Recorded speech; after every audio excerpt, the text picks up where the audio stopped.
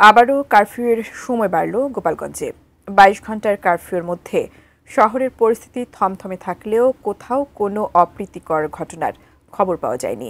জোর টহল দেখা গেছে নিরাপত্তা বাহিনীর।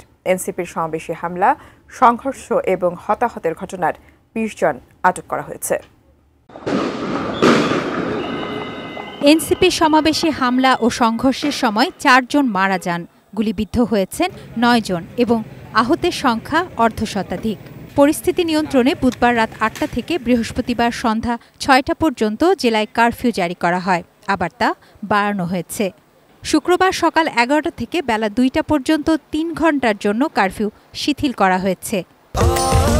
স্বাস্থ্যকর অল টাইম ফ্যামিলি কেক, সব সময় অল টাইম হেলদি লাইফ।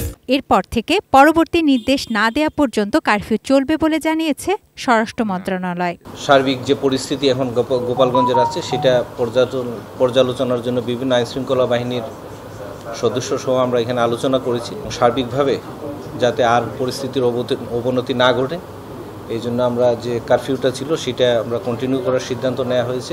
কারফিউয়ের সময় ফাঁকা রাস্তাঘাট, দু একটি রিকশা ছাড়া খুব একটা গাড়ি দেখা যায়নি।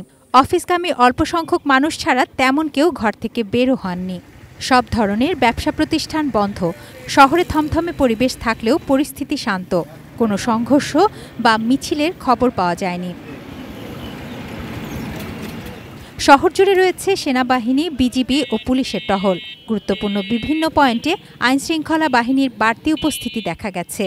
বিশেষ অভিযান পরিচালনা করছে তারা। তুনাজ জিনা তনু, ডেস্ক রিপোর্ট, এটিএন নিউজ।